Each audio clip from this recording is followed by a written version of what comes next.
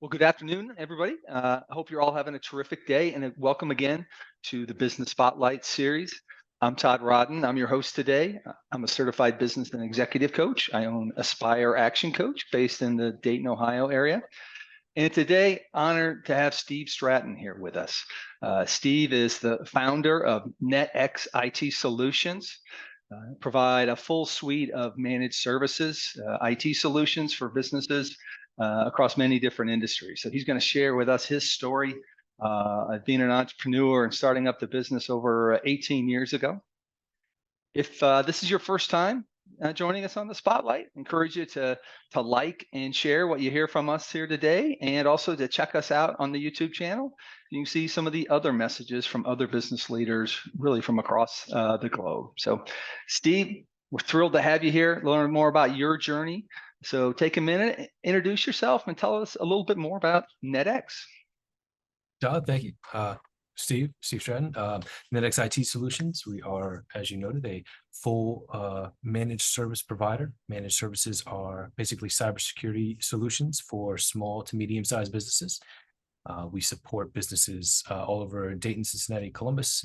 And then, we kind of span out. We have an office in Colorado. We support clients all over the United States, including Australia and New Zealand.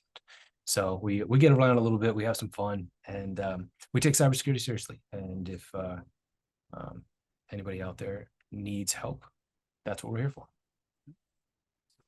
Hey, maybe tell us a little bit about your team and then your role. You're the founder, but what type of hats do you wear within the business? And describe your team. So I'm a very very I like to be involved. I'm not like just show up and whenever I please, and it's not a lifestyle business for me. It is something that we're actively working on and actively building. I'm very involved in the day to day. My team and we work very well together. I have a great team of people. There's about 15 of us here and about another 4 out in Colorado. And we're the type of team that communication is vitally important to us. So much so that if you walked into my office, you would notice that there's only 2 doors in the entire office.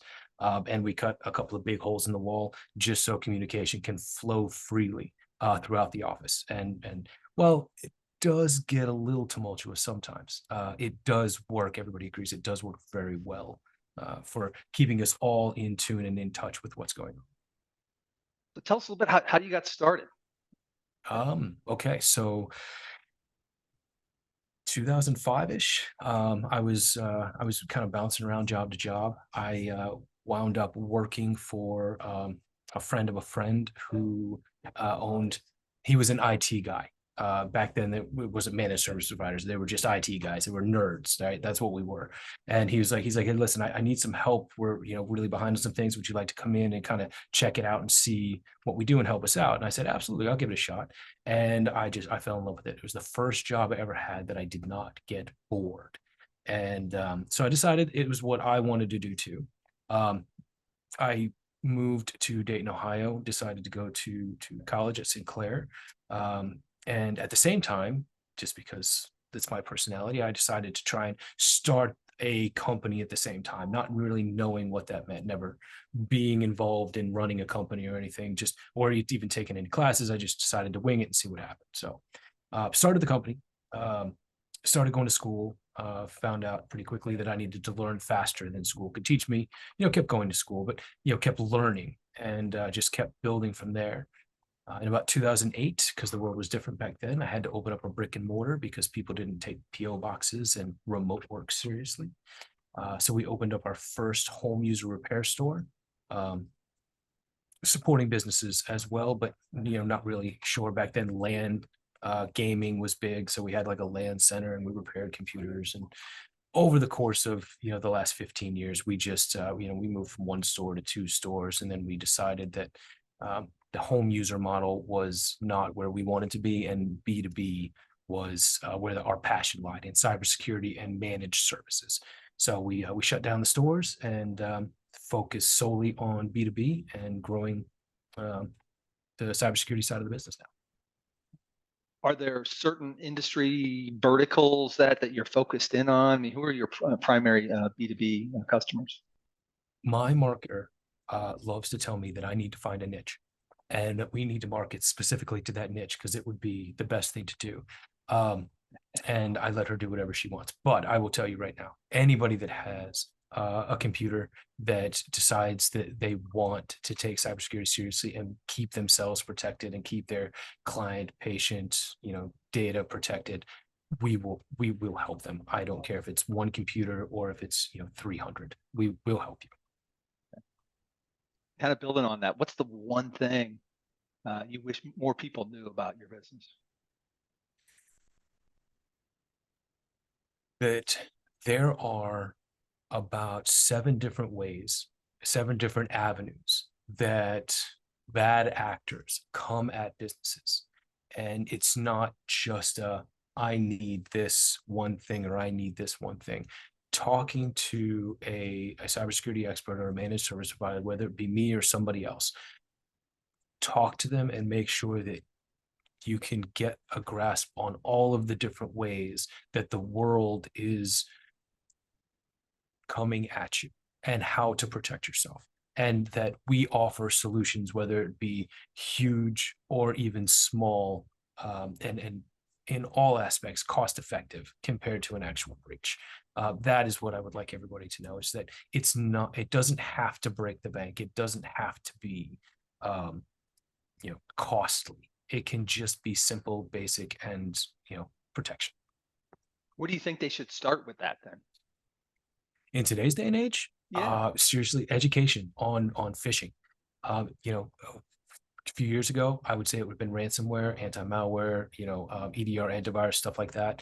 But today, while all that still exists and it is still very alive and well, phishing and hacking the human versus the device is definitely what's going on way more than anything. And educating yourself and your staff on how those things are coming at you and what you should look for and what you should not do is absolutely the number one thing to look at. Well, hey, you mentioned marketing and some of your marketing strategies and that debate of finding that niche versus being more playing more broadly. Walk us through what have been some of the marketing strategies that have worked the best for you, and how do you go about approaching marketing? Do you have like a set budget? Do you do a lot in-house, outsourced? You mentioned a marketeer. So walk us Yeah. through what's So, working for you marketing wise. it's a little hit and miss. I would say the number one thing that has been our growth strategy that has worked for us over the last 15 years has been word of mouth. Just doing a good job for somebody, and then they tell somebody else, and we get that referral.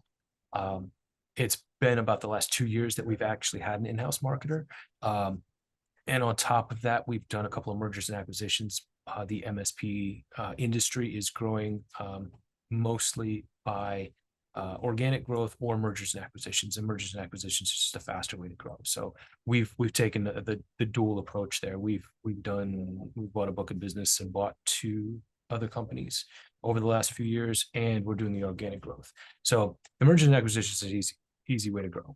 But the marketing aspect of it, we do direct mailers, we do cold calls. I don't call them cold calls. We don't call anybody that we haven't marketed to previously. So we send mailers to people, letting them know that we exist, and then we follow up and say, "Hey, did you get our mail?" So kind of a warm call. That works pretty well. We also get involved in local networking events, the chambers, BNIs. There's a couple other local ones out there that we get involved in. Those are always fun. And then just trying to stay engaged on LinkedIn and talking with other people. These are all great avenues, and I wouldn't say that any specific one of them works better than another. They all just keep our name front and center for when somebody's ready to take the next step. So as you look back on your journey as an entrepreneur, right now you've got roughly 18 years in, what's been that single biggest roadblock you had to overcome, that big challenge? Remember in the very beginning, I told you that I just kind of started it because that's just my personality, and I didn't really know what I was doing. I kind of live that way. We just kind of say, hey, do we want to try this? And we then just jump into it and figure it out. Has there been a roadblock specifically? I've never looked at anything like a roadblock, more of just a challenge to fit or a puzzle to figure out. I like puzzles, which is why I like the MSP and the cybersecurity and the technology industry. Is always changing, it's always moving. There's always a new problem to be solved in some way, shape, manner, or form. So for me, it's I wouldn't really call it a roadblock. I've never really been blocked by anything. There hasn't ever been something that has prevented me from moving forward. It's just been more about learning and finding the tools and the resources on how to overcome, except for the maybe the home user scenario. We did kind of give up on that because we realized that Geek Squad on a national level couldn't make it work, and they started installing washers and dryers and televisions, and I didn't want to do that, so we pivoted. So where do you see the business going from here the next 3 to 5 years? By the next 5, I want to see us, I don't know, probably triple to quadruple in size and be in 3 other states. And your current footprint is Ohio and Colorado, or is it broader than that? Those are our 2 physical locations, yes. Okay. So any particular target markets for it? I don't know. I always love the state of New Jersey. I don't know why. But I will say this too. Like I said, we kind of bono stuff here. A lot of my staff wants us to go someplace warm. So maybe someplace south. I don't know yet. Yeah. The Colorado office was kind of like an accident too. Like I just started reaching out to people, and the people out there, the town that it's in, it's just such a pleasant place. Like it's like Mayberry. Everybody's so friendly and nice, and we just couldn't pass it up. Okay. So for those folks in New Jersey watching this, you know who to call for your manager in the future here. So Absolutely. so you talked about your team, how it's grown over the years. You have some here based in Ohio, some in Colorado. So what have you found have been keys to finding great talent and getting them on board with your organization? Right on. It's a mixed bag. People out of school are knowledgeable at learning. But the MSP industry is a little bit different, as we tend to work on, on any given day, 5 to 10 different clients. So, and they may all have Office 365 or G Suite, but they all may utilize it in a little bit different of a way. So their needs are a little bit different. Each, one of those 10 clients could, while they use Office 365, they could be using different sets of line of business softwares. Everything we do is a little bit more dynamic than just showing up to, a big corporate office for one company and just running that one company's IT. We don't have one set of standards that works for everybody. Everything has to be adapted just a little bit to meet the needs of the clients. So for me, finding the people who know how to critically think has been paramount. And there's been some great guys that have come out of school. We have a grow your own program where we have some very successful people here that have come from not knowing anything and just saying, I want to be in the business. And they're saying, okay, well, come in, kind of like I did when I first started. Come in, give it a shot, see if you like it. And they've excelled, and they're leading some of my teams now. On the other side of that, I've had we work with Sinclair community colleges for internships, local CTCs with internships for high school kids, and I got a pair of high school kids in there right now. Well, used to be high school kids. They've been with us for a few years now, and they're just killing it there. It's all about that critical thinking and finding the people that love a challenge. You talked about you've got this grow your own program. Is that Yeah. the Sinclair and those type affiliations part of that, or is there more to it than that? So I would say, no matter who comes from where, unless they come from another MSP, when they step foot in this office, it's a minimum of 3 months before they're like really off and able to do the job, just because there's different clients to learn, different softwares to learn. there's a lot to it. So retention's big for us. I like to keep people. It takes me 3 months to train them. I want them to stick around for as long as possible. So we do a lot of that training in house. Sinclair does a great job training the principles. And the CTC does the same thing. The principles are good, but the actual application is a lot different. And some of the guys, they come out of school. Like I had an individual one time come into the office. When they were hired, they were like, I'm excited. I want to do cybersecurity. I'm like, sweet, we're going to do cybersecurity.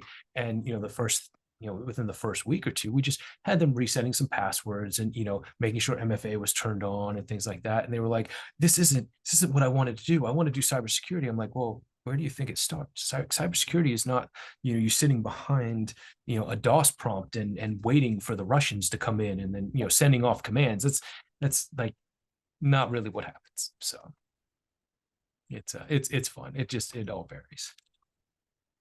So you mentioned briefly retention, right? And individuals with Yeah. solid, strong IT skills can be in high demand. So you sound like you invest a lot in training them, building them up. How do you get them to stay and continue to grow? We offer a fun environment.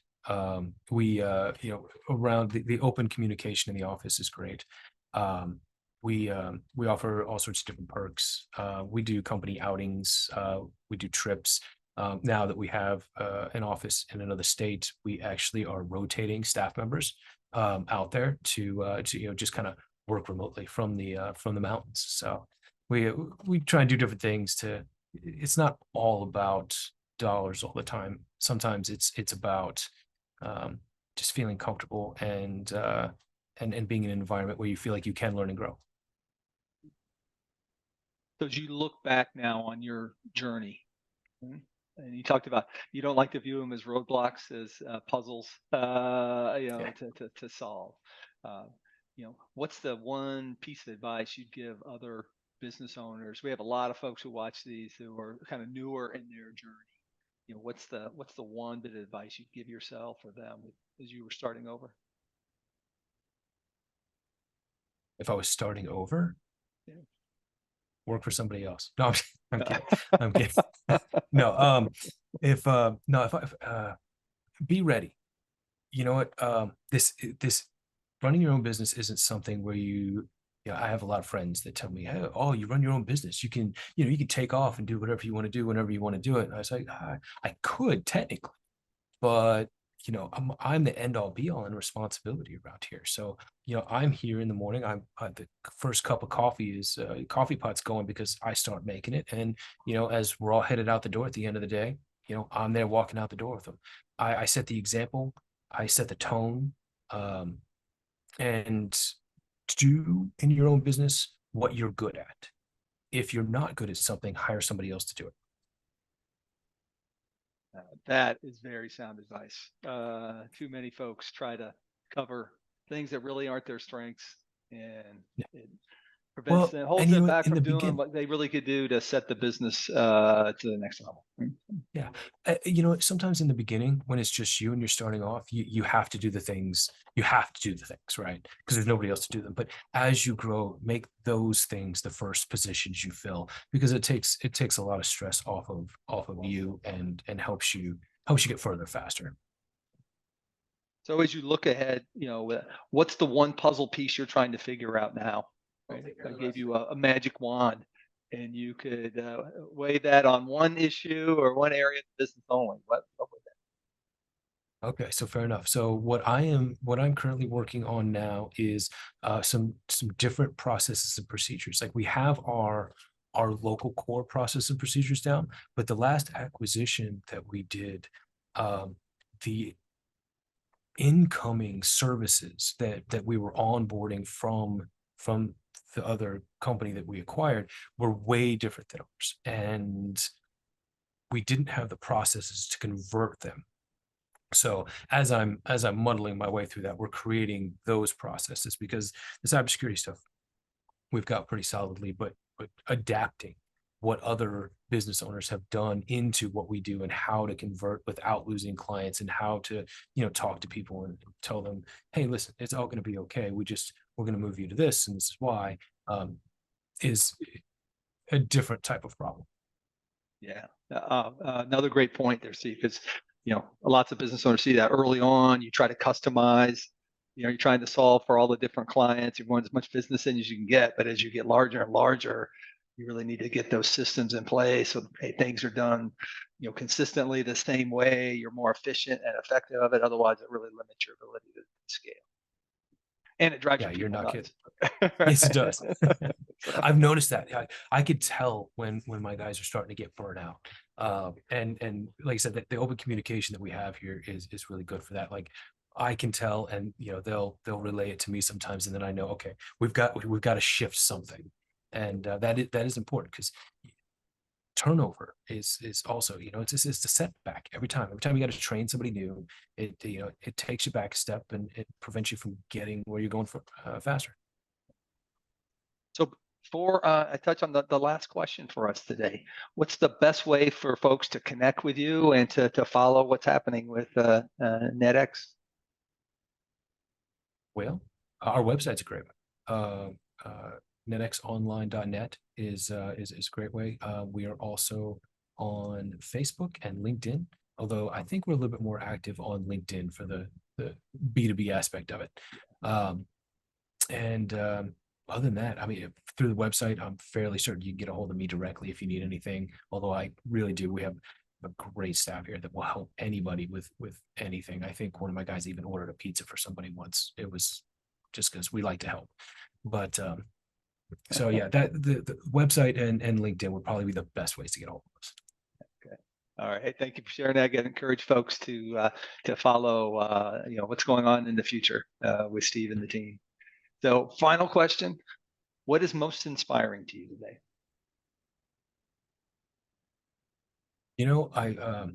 I forget what I was watching the other day, but this quote's been stuck in my head. It was the three L's. Does anybody know the 3L quote? And most people go live, laugh, love. But there was a different take on it. It was leave life lived. And I thought, I don't know, that has really kind of stuck with me ever since. It's what I'm currently living through. So All right, I like that. So let's encourage that. I'd love to know who came up with that. If not, yeah, I'm going to attribute it to you. All right. Well, okay. I'm sure somebody smarter definitely did it first. Leave life lived. Love that. Yeah. Well, Steve, thanks for taking the time to share your story, your journey with NetX and building the team there.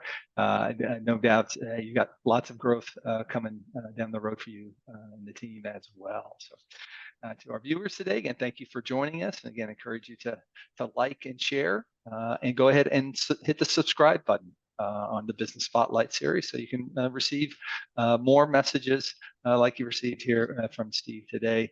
Business owners learn best from other business leaders. So, thank you again, Todd Rodden. Hope you all have a terrific day.